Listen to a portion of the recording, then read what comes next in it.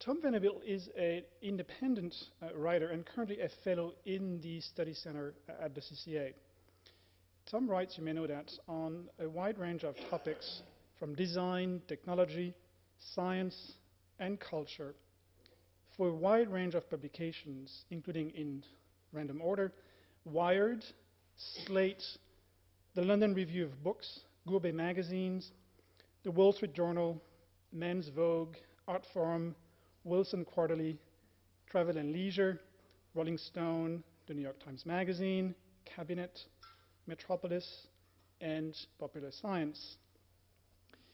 He's a contributing editor to the design magazines ID and Print, and a contributing writer to the popular blog Design Observer.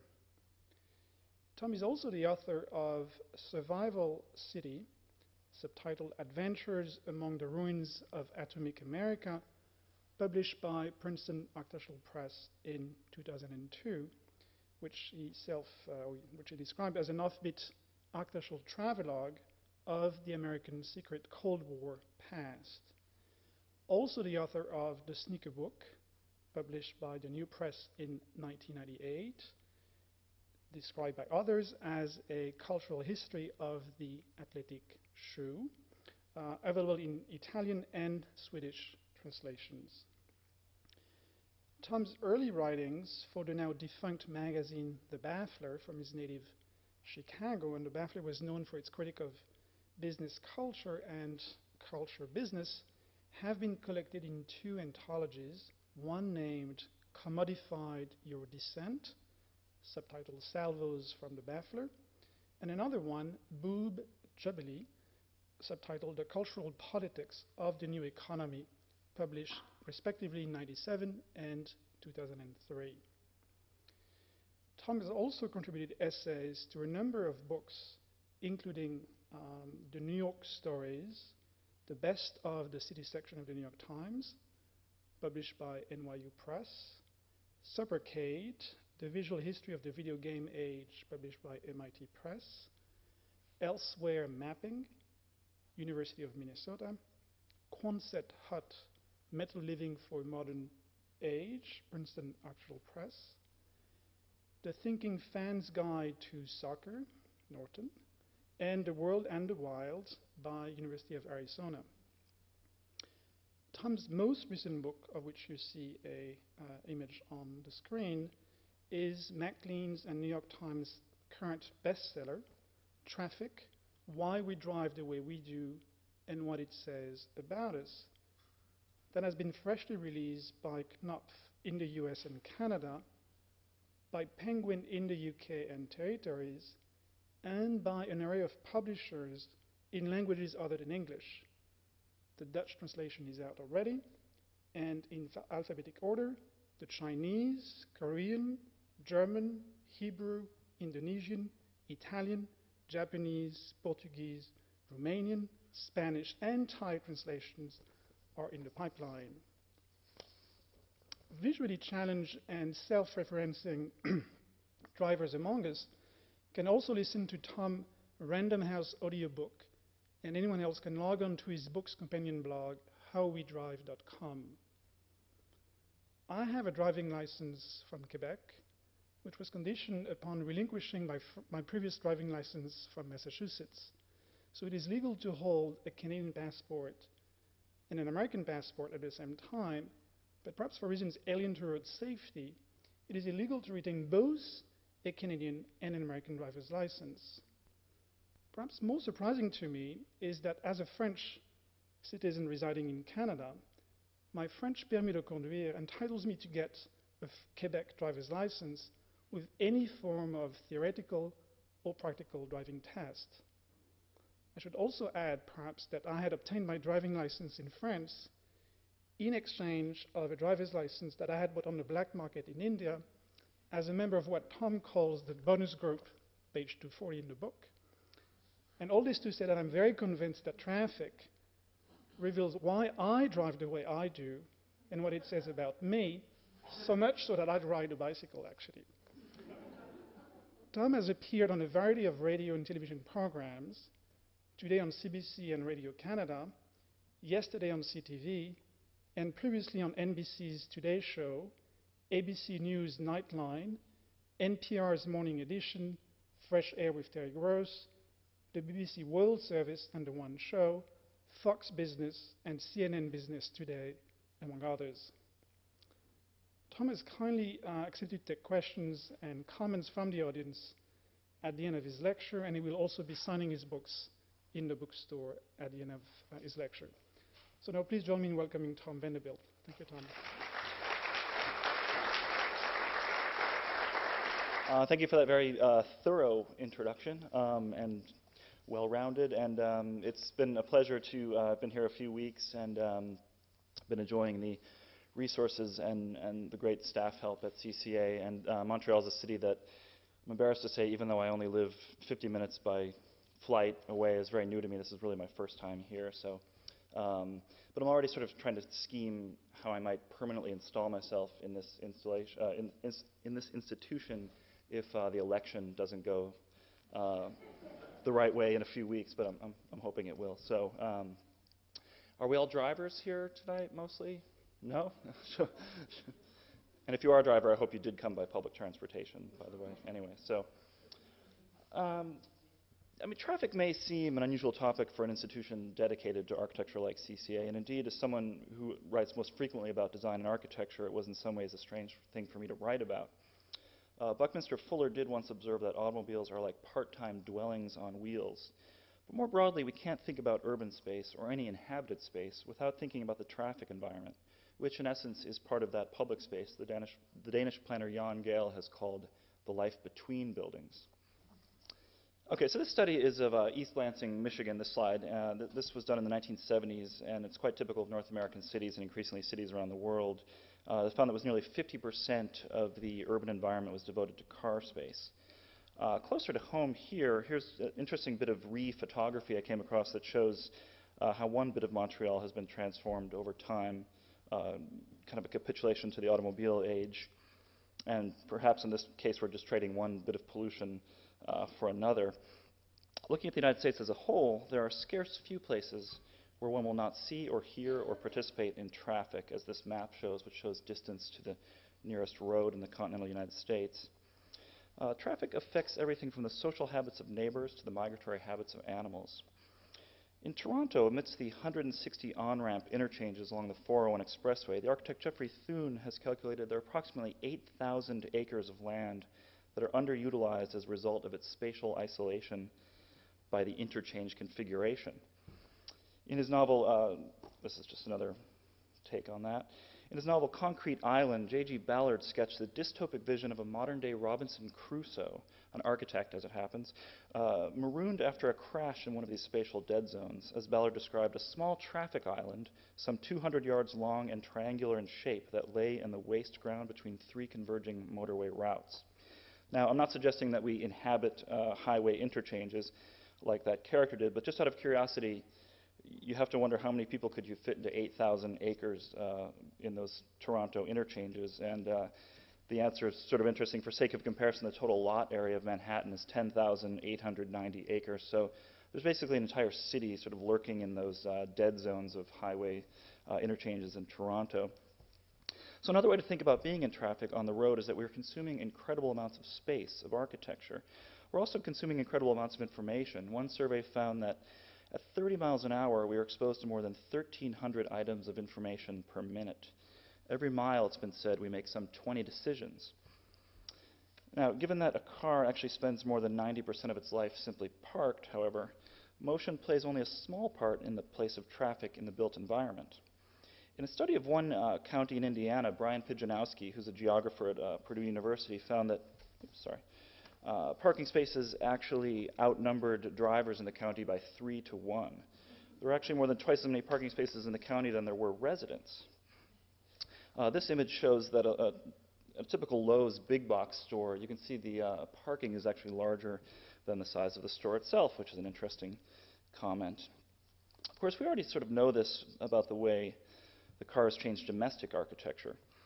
In 1960, hardly any American household had 3 vehicles. Most had 1, if they had 1 at all. Now, more own 3 than own 1. Even as the size of the average North American family has fallen over the past several decades, the number of homes with multi-car garages has almost doubled. And we've reached the point where 1 in 5 new homes in America has a 3-car garage. I wanted to present just a small part of my findings tonight focused around the idea, intuitive but perhaps overlooked, that when we're in traffic, and by traffic I mean not just congestion, but simply being a part of the entire traffic flow, we are in an environment that has been designed. Whether the traffic environment is designed in the best way or whether we always act in accordance with what the designer wishes is another issue altogether. Tonight's talk, of course, takes its title from the famous refrain we see on all of our passenger side mirrors, driver side if you're in Europe. That mirror in which objects are closer than they appear is just one of the visual illusions we deal with in driving. And it's also a hint of just how complicated and mysterious this world actually is. Tonight I want to get you to think about this particular aspect of the built environment and the way we act within it in a new way. So imagine the typical highway. How long would you guess the white stripes that divide the lanes are? When I was first asked this question, I said about 5 feet with maybe 15 feet between the lanes. And we can actually get a better sense of how long they typically are in this photo and an even better view here. And the exact length does vary, but the US standard actually calls for 10 feet, though depending on the speed of the road, they may be as long as 12 or 14 feet. So I'm not sure what your guess was, but mine was quite off there. The spacing between the stripes is based on a standard 3-to-1 ratio, so for a 12-foot stripe, there's 36 feet between each stripe. I use this just as a simple example of how what we see is not always what we think we see as we move about in the unnaturally high speeds of traffic. It's actually rather amazing that humans can even do things like drive cars, given that for most of us, we're moving at speeds well beyond anything we ever experienced in our evolutionary history. It's actually no problem for creatures like the humble pigeon, with whom we often share our pedestrian environment. If you've ever wondered why pigeons in the street seem to wait until the last minute to fly away as you approach them, in a car, for example, it's that pigeons see 3 times faster than humans. If pigeons are watching a film, they need 75 frames a second to see motion. But how do we drive at high speeds? One answer is that we cheat. We make the driving environment as simple as possible with smooth, wide roads marked by enormous signs and white markings that are purposely placed far apart to trick us into thinking we are not moving as fast as we are. It's rather a toddler's view of the world, a landscape of outsized, brightly colored objects and flashing lights, with harnesses and safety barriers that keep us from exceeding our own capabilities. If you've ever walked along a highway or even along a busy road, you can get a sense of the curious, almost otherworldly scale of the objects. In his film Trafic, I guess, which he said he made to show the way we become different people in cars, the French filmmaker Jacques Tati hinted as well at the kind of unsettling dehumanization you feel when you're out of your car in the motorway environment. What we see while driving is a visually impoverished view of the world. In high-speed traffic environments, the retinal speed, the rate at which images expand upon our retinas, is often quite low. Famously, surrounding cars at 80 miles an hour on the highway will appear not to move at all. But in many other ways, driving puts our visual and perceptive systems to the test, and it skews our sense of the environment. Have you ever noticed, for example, when you're coming in from a rural highway onto a village road with a lower speed limit, how absolutely slow it feels? Sometimes engineers even erect signs to tell us something that we should probably already know, which is how fast we're going. But the problem is the longer we drive at high speeds, the harder it is for us to slow down. It's called a phenomenon called speed adaptation. Studies have shown that drivers who drove for the past few minutes at 70 miles an hour drove up to 15 miles an hour faster when they hit the 30 mile an hour zone than drivers who had not previously been going the higher speed. So what's going on? This clip I wanted to show you provides a clue. The goal here is just to stare at the X in the center and keep looking at it as closely as you can. And if you do it the right way, the Buddha should sort of jump out at you. And this is not an experiment in mass hypnosis, I assure you. This has been called the treadmill effect, and it's quite similar to the experience of running on a treadmill at a gym. And you're running for a while, and you stop, and it suddenly feels like you're moving backwards, the room is moving backwards. What's happening on the highway, like the treadmill, is that neurons in the brain that track forward movement begin to become fatigued as we drive or run at the same speed for a time, staring ahead. The fatigued neurons begin to produce, in essence, a negative output. When a person stops or slows, the neurons that track the backward motion are still effectively dormant, but the now negative output of the forward neurons fools you into thinking you're moving backwards. Or if you're moving from high speeds to lower speeds, it fools you into thinking that you've slowed more than you actually have, which is why speed traps can be so effective, I think. But the illusion cuts both ways, studies suggest. We underestimate our speed when asked to slow down and overestimate our speed when asked to speed up. This is why we often exit too fast off the highway, and it's why drivers often seem to enter the highway so slowly, frustrating those in the right-hand lane who are forced to slow to accommodate the merging driver. Here's another interesting illusion that I like called the footsteps illusion.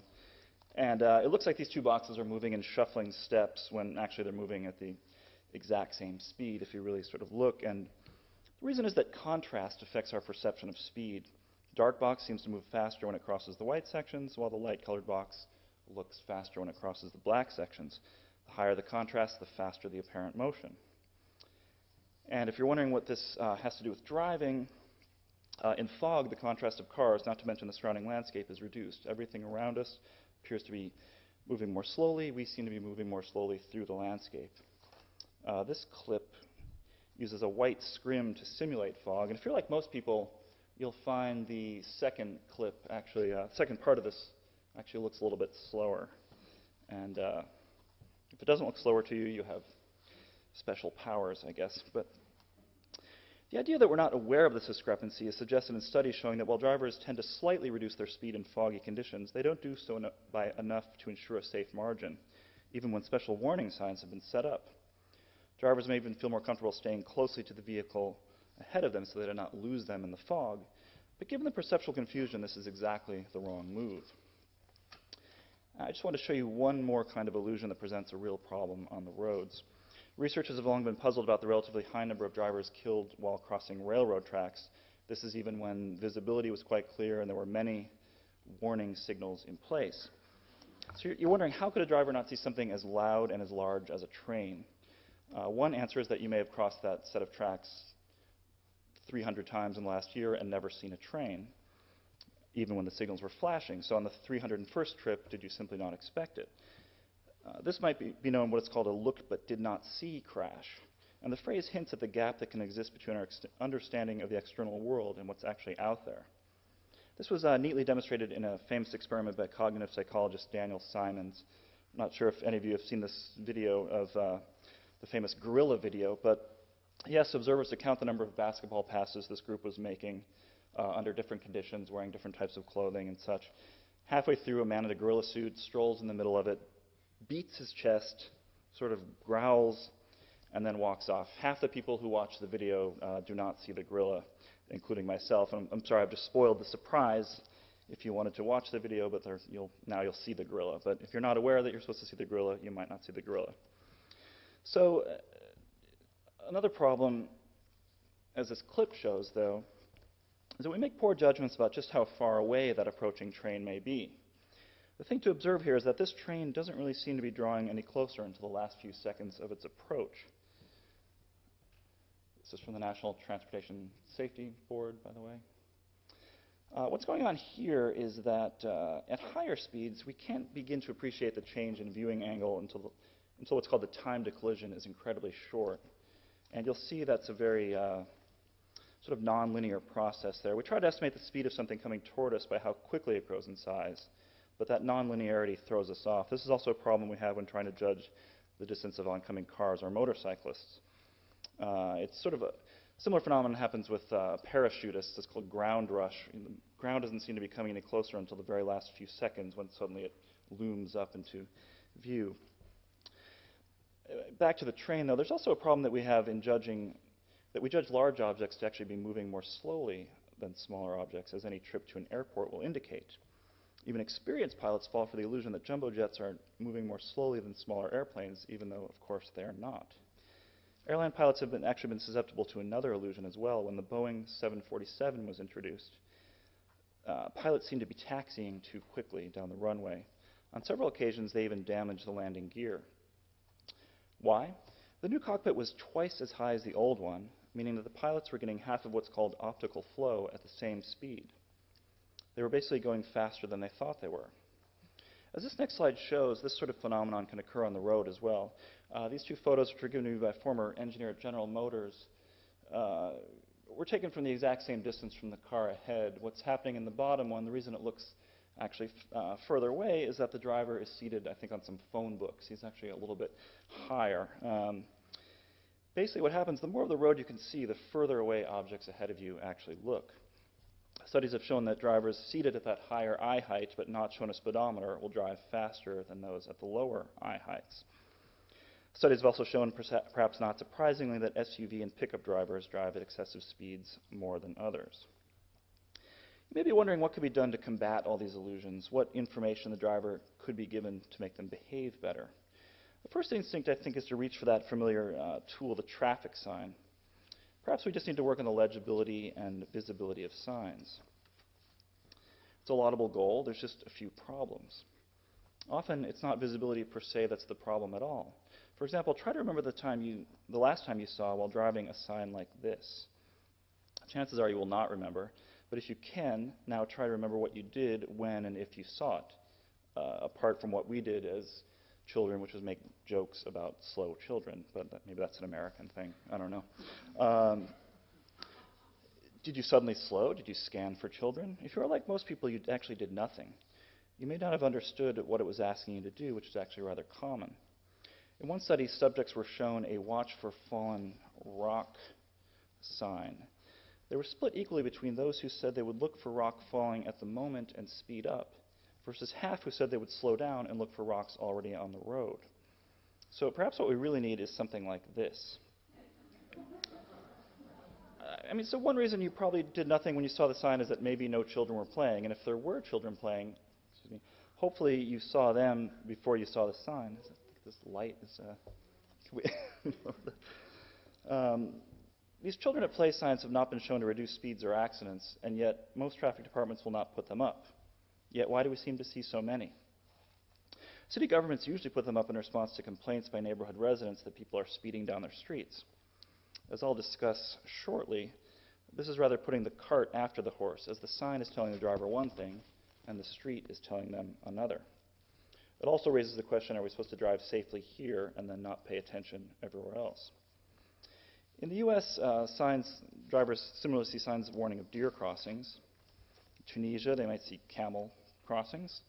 And in Sri Lanka, you can find elephant crossing. This is actually a prank by Banksy, but I have been told if you go to Sri Lanka, you will see elephant crossing signs. It's difficult to say what's going on in the mind of a driver when he or she sees a deer or elephant or camel crossing sign, but studies have shown that most drivers do not change their speed at all in the presence of a sign. One test in Colorado used a special animated deer sign. It's the closest thing I could get, sorry. It was presumed the animated sign would draw more attention and heighten driver awareness. For a few weeks, it was actually turned away from the road as a control, then turned back so it was again visible to drivers. There were actually more deer killed when the sign was activated than when it was not, even though fewer deer had crossed. The researchers went so far as to place a deer carcass next to the animated sign, only then did drivers finally slow. Closer to home here, I suppose, perhaps the most absurd warning sign case involved moose advisories in Newfoundland. One foggy stretch of road was home not only to many car-moose collisions, but many collisions between cars and cars stopping to take pictures of moose. And so signs were erected that featured full-size reflective silhouettes of moose. Unfortunately, tourists found these pretty interesting too, and as they slowed or stopped to take photos, the moose signs themselves became crash hotspots. The next logical step, and I'm not joking here, was to create new signs that read, "Caution, moose signs ahead." Some engineers have actually taken a more innovative approach than signage. On Chicago's Lakeshore Drive, there was a particular stretch at Oak Street Beach that was home to a number of crashes. And engineers responded by rolling out signs. They tried larger signs. They tried flashing signs. They tried more signs. Still, people were taking the turn too fast. So the new treatment shown here features parallel painted bars on the roadway, and the space between the bars actually diminishes as you get closer to the curve, so it creates a sort of illusion that you're driving faster than you really are. The limitations of these sorts of approaches, however, may have been seen in a Minnesota trial, which put white dots on the highway and painted them at a certain distance, and this was how it suggested to drivers where you're supposed to drive so you weren't tailgating. There was just an unfortunate side effect that people actually painted a giant Pac-Man eating the dots. So over to the Netherlands, I met with a traffic engineer named Hans Monderman, who perhaps had the most interesting approach of all toward influencing traffic behavior in a novel way. Hans, who died this past January, was an unusual traffic engineer. He hated traffic signs. He thought they were fine and appropriate for what he called the traffic world, the world of the highway, the Autobahn, the world of standardized sameness and ultra-high-speed movement, where you need clear, simple information at speeds of upwards of 90 miles an hour. But he thought their presence in the rest of the landscape, the places where people actually live, and what he called the social world, was counterproductive. His rationale, for example, was that if you're in the country and you can smell cow manure and freshly cut hay coming through the window, and you can see a red barn and a little white farmhouse, do you really need one of these? When you treat people like idiots, he liked to say, they'll behave like that. There was actually one traffic sign Hans really liked. It's at the entrance to this small village of Mockinga. Does anyone read Dutch here by chance? Or no? Okay. Well, I've been told it says free of traffic signs. Hans had a good sense of humor, but his point is that traffic engineers with their standardized signs and markings have forced the traffic world upon the social world. When you built a street in the past in our villages, you could read the street in the village as a good book, is how Hans put it. Here is the entrance to the village. Over there is a school. Maybe you can shop in that shop over there. There's a big farmyard, and perhaps there's a tractor coming out.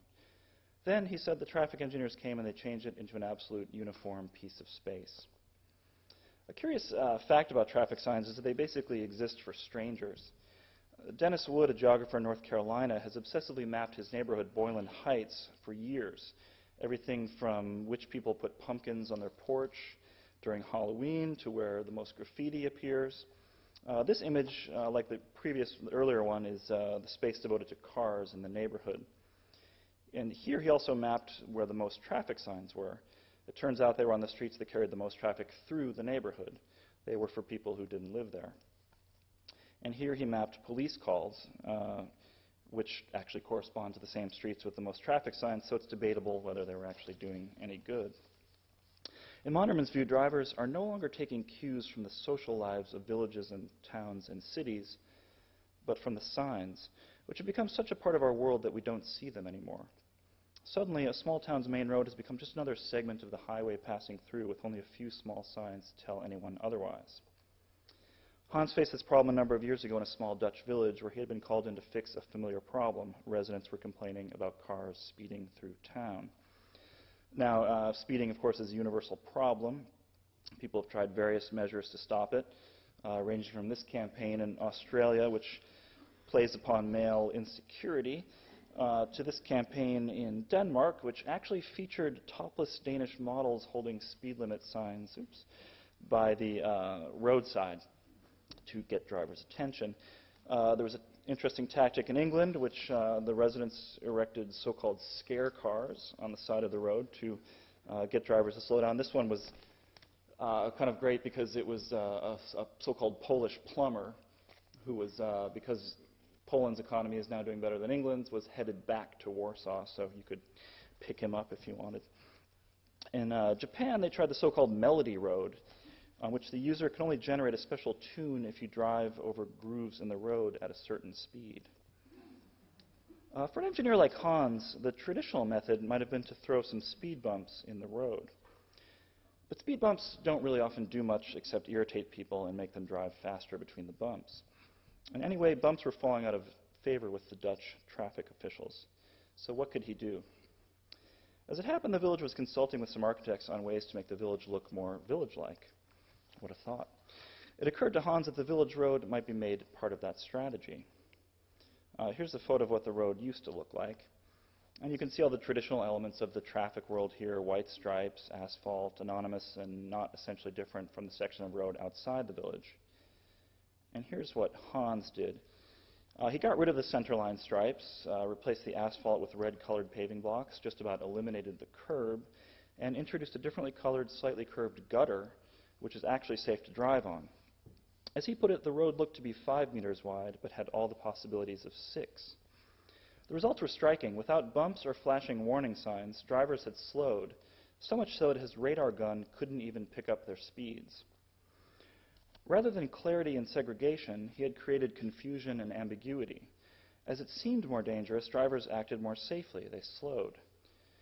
Unsure of which space belonged to them, they became more accommodating.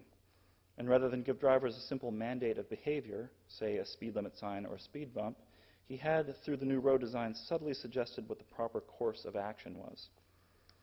In the words of the behavioral economists Richard Thaler and Cass Sunstein, who have a recent book out called Nudge, Hans was arguably acting as what they call a choice architect.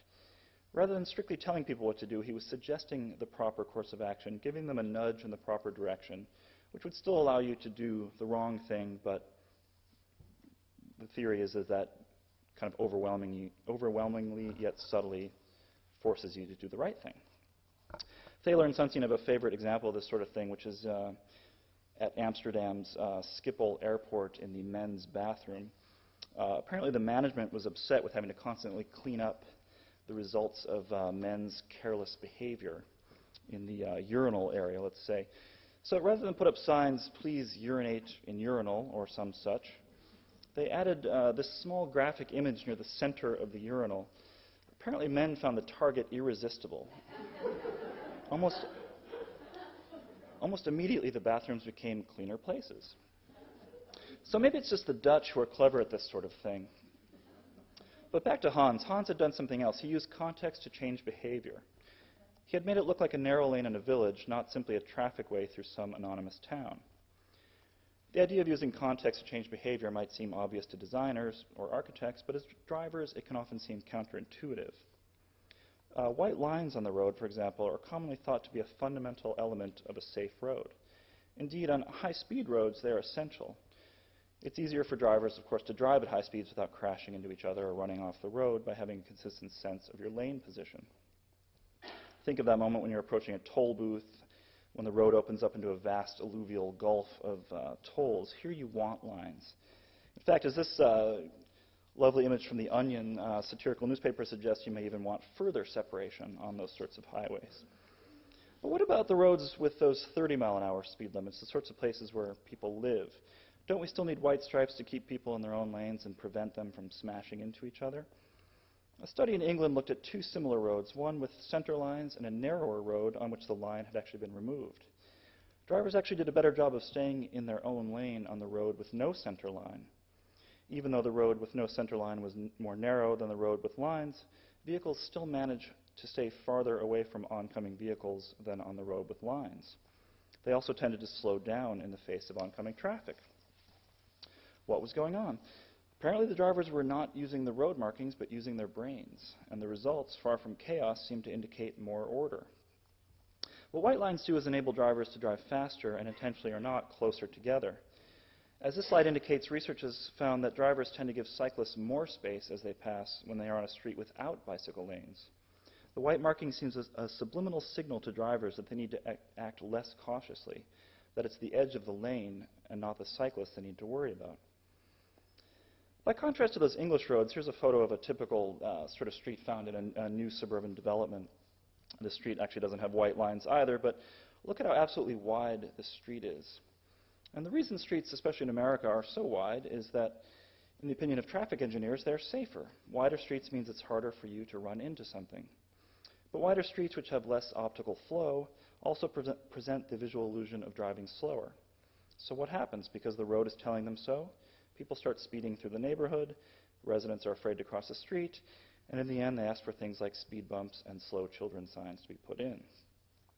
Now here's a street actually in a small town in Texas that doesn't need a speed bump or even a speed limit sign. This is essentially an extreme example of what's called a self-explaining road. Now you wonder, is this a safe or a dangerous road? The only truly safe road, I would actually argue, is the one that's never driven, just as the only safe car is the one that never leaves the driveway.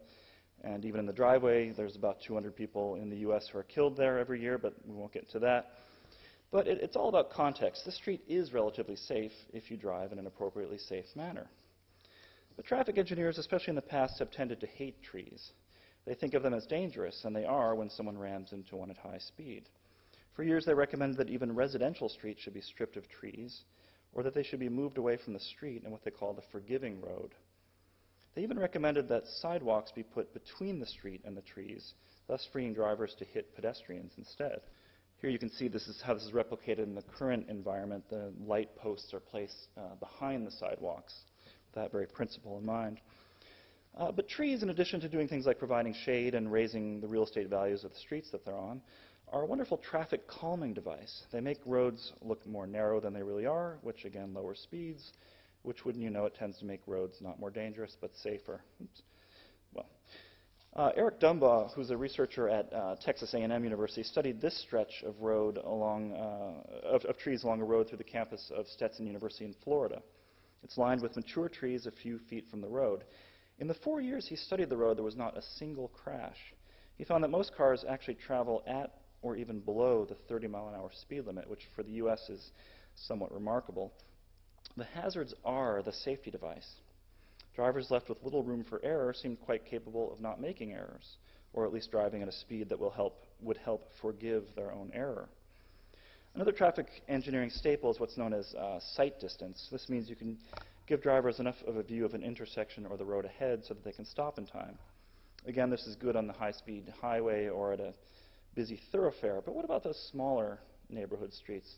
One problem with sight distance is that people just tend to consume the sight distance anyway, in the same way that, say, a person on a diet might eat more low-fat food than sort of a fatty food. But drivers basically adapt to the road they see. Give them more sight distance and they'll speed up. In this slide, which comes from the English neo-traditional village of Poundbury, we can see there's hardly any sight distance at all. You don't know what's around the corner. So if you have a brain, you slow down. This sort of thing simply doesn't fly in many modern planning schemes, but it should be pointed out that there's no great record of traffic crashes in Poundbury. So what's a hazard and what's safe? It's not a black and white issue by any means. This is another view of Poundbury. This, on the other hand, is a common sight in Delhi. This one, this was so close to the road I could actually almost touch it, and there's a sort of the story is that they like to sit on the traffic islands because the buffeting wind from the cars helps keep the flies from gathering. But you're thinking, you know, good God, why is this cow sitting there? What's it doing it's so dangerous, it's sitting in the middle of traffic. What would happen if you hit it? But the question is, how would you hit it if you're driving too fast or perhaps not paying attention? But as Delhi's former top traffic cop told me, the presence of a cow also forces a person to slow down. It reduces what in India they call rash and negligent driving. And of course, most Delhi residents would rather be late for work than to, of course, hit a cow. But what Hans Vonderman was doing can be called psychological traffic calming. He was getting people to slow down without them even necessarily realizing why. He was getting them to pay attention to their environment. And I think nowhere was this more apparent than in his extreme makeover of the center of the Dutch town of Drachten, which you may have heard about. And here's what Drachten used to look like, a kind of a dreary place with a thicket of signs and traffic lights and striped poles and zebra crossings and a huge gaping dead space of concrete at the center of the intersection. Now, over the years, Drachten had developed a traffic problem. 20,000 cars went through the intersection every day. Delays were growing, buses were being held up, there were some crashes. But Vonderman, unlike many traffic engineers, didn't just want to make it easier for cars to move through the center of town. He simultaneously wanted it to feel more like the heart of the city. The first step, he thought, was to convert the signalized intersection into a roundabout. People in America, of course, and to some extent in Canada, I would argue, tend to find roundabouts dangerous. Often they're thinking of the older traffic circles like we have in the U.S. or the Arc de Triomphe in Paris, pictured here, where cars are supposed to yield to traffic entering the circle, which is a really bad way to do things. But modern roundabouts like that shown here are actually statistically safer than conventional intersections with signals. How can that be? The secret is what engineers call conflict. At a four-way intersection, there are a staggering 56 potential points of conflict, or the chance for you to run into someone. 32 of these are places where vehicles can hit vehicles. 24 are spots where vehicles can hit pedestrians. In the roundabout, by contrast, the potential conflicts are dropped to 16, and thanks to those central islands that they have, which create help create what engineers call deflection. They cut speeds to an average of half that found in the conventional intersection. They also eliminate the two most dangerous moves in an intersection, which is going at full speed through an intersection and making a left turn against oncoming traffic, which raises some of those issues I was talking about before with our difficulty in judging the speed and distance of oncoming cars. But back to Drockton. Hans wanted a city square, not a city roundabout, so he created what he termed a squareabout. This is Drockton the way it used to be. As this photo shows, he not only did that, he did something more dramatic. He got rid of just about every sign, light, barrier, and zebra-striped pole that there was. This has now arguably become the world's most famous roundabout. And what's striking when you stop and stare at it for a while is how well it all flows. No one ever quite seems to come to a stop, neither cars nor cyclists. Hans himself liked to walk backwards into the space with his eyes closed to show how people would carefully steer around him. People were already on the lookout for other cars and bicycles, and so he became just another obstacle to be avoided. What's nice, he told me, is that even in the strongest traffic-oriented type of crossing, behavior can be steered by the context. When you look at a house, he went on, each user of a house knows that a kitchen is used differently from the bathroom. You don't have to explain. And this is the kind of thing we've lost in the traffic environment. I'll just show you a clip very quickly of Drockton and some of the behavior there.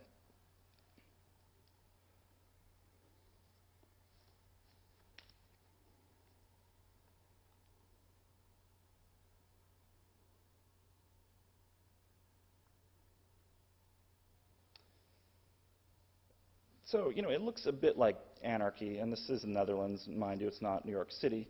But here's the funny thing. Since the intersection was converted into this squareabout, the number of crashes, according to a preliminary study by the local technical college, has actually dropped. In 2005, there were none at all. There's a few other interesting facts. Since the conversion, the average time to cross the intersection has actually dropped by 40%, even as traffic has increased. The time buses had to wait to get through has been cut by as much as half. The report noted something else interesting. More cyclists were using hand signals when moving around in the roundabout, which the report claimed was unusual behavior in the Netherlands. Drivers were also using their signals as well. The responsibility for getting through the intersection was now up to the users, and they responded by communicating amongst themselves. The system was safer. What's interesting, though, is that when local residents were asked, in surveys, they said the system felt more dangerous to them. Hans was actually thrilled. He said if they had felt differently, he would have changed his scheme because they were missing the central point of his argument, which is that when you feel more risk, you act more safely. This approach has been called shared space, and it goes against the strand of engineering and urban planning that's basically held sway for decades, that segregation of modes was the best for traffic flow and for safety. And we've seen this in any number of schemes, from the seminal Parisian urbanist Eugene Enard's plans for the first roundabout, in which pedestrians would be relegated to a subterranean passageway. This was another Enard scheme. To Jeffrey Jellicoe's fantastic Motopia, in which traffic circulation was piped out of sight and mind. Sorry, this is Futurama by GM, another from the World's Fair, another scheme of a similar idea. This is the lovely Motopia, which features cars actually moving. The highways are on top of the buildings, and people inhabit all the parks below. And then finally, we arrived at Colin. Here you see another image of Motopia. Then there was an influential book called Traffic in Towns by the planner Colin Buchanan. And this laid out a vision as described by Stephen Marshall, in which there would be no pub on the corner, since no building would interfere with the requisite junction visibility requirements. There would be no crossroads, since these would be banned on traffic flow and safety principles. Indeed, there would be no streets, just a series of pedestrian decks and flyovers. Another image of this. All these plans are trying to accommodate the city to the motor age, to overcome the age-old enemy of congestion. Rather overlooked was what it would do to the actual experience of the city, a feeling I think is best captured by the Australian artist Geoffrey Smart's painting Cahill Expressway. These plans ran entirely contrary to people's actual desires. As early an observer as Charles Dickens pointed out, one of the problems in the ongoing dream of traffic segregation is that pedestrians actually liked being on the street. Most people, he said, would prefer to face the danger of the street rather than the fatigue of getting upstairs. And we can see this spirit still at work today in London. I just wanted to show you a clip which comes from the archway, and you see this is what people are supposed to take, and you see that some people do use it, but the majority of users seem to prefer another way here, going through this barrier, and it gets better.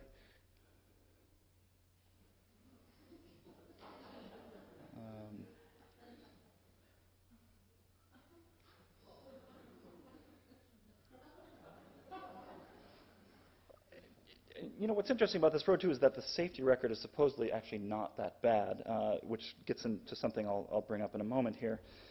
But, you know, throughout Europe now, what's interesting is that we can see this legacy of segregation actually being challenged. And one of my personal favorites is in the Swedish city of Norrköping, in the so-called Gossip Square. And this is the way it used to look. It's a kind of a heavily traveled site where there's cars, cyclists, and pedestrians. I mean, not so many pedestrians, but looks like a rather awkward intersection that looks designed for cars, basically lifeless, and looks like a lot of certain places in Montreal I've seen, for example, or anywhere really. Here's what it looks like. Well, here's what they did, and it's easier to see here. That entire dead space in the middle was actually turned into a somewhat more ambiguous space in which cars and pedestrians and cyclists all negotiate amongst each other at lower speeds than before, but with no appreciable traffic or safety problems. Surveys show people actually now find the space to be more beautiful and livable. Those same surveys also show motorists find it more difficult to move through, a relationship that probably shouldn't surprise us. But going back to Monderman, there's two common critiques of these sorts of ideas. The first is that these things could never work in a big city, but evidence from London suggests otherwise. Indeed, London actually already has a roundabout. Some more Gossip Square.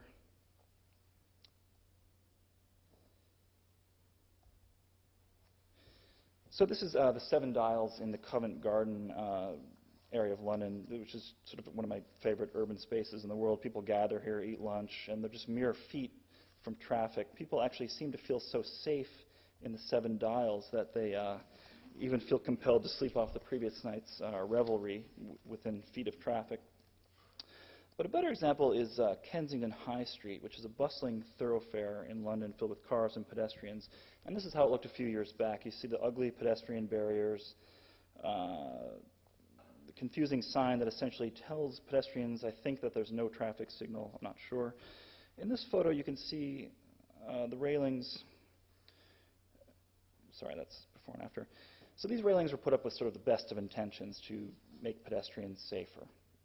Those intentions were actually really more about getting cars to move as quickly as possible and keeping pedestrians safe by restricting their movements. But the local authorities of Kensington High Street wanted to make the street more visually appealing for shoppers. So they basically ripped out the pedestrian safety barriers, got rid of as many signs as they could, and essentially just tried to make it seem more like a city environment without the veal pens. Here in another before photo, you can see how much visual clutter and sort of roadside junk is dedicated just telling cars and pedestrians what they can and cannot do without any guarantee that they'll do it anyway, of course.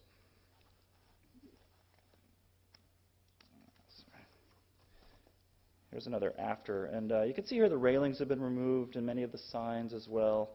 Pedestrians are free to cross anywhere they like. And they can pause safely on the center island. There's no bike lanes, but obviously bikers feel fine using it, as you can see by the number of bikes parked in the middle. Now that bike lane and nothing else of what they did actually complied with the standard Department for Transport guidance of what these streets should look like. But as you may well now guess, well after the scheme has been installed, there have been fewer accidents than before. Sorry, another series of before and after.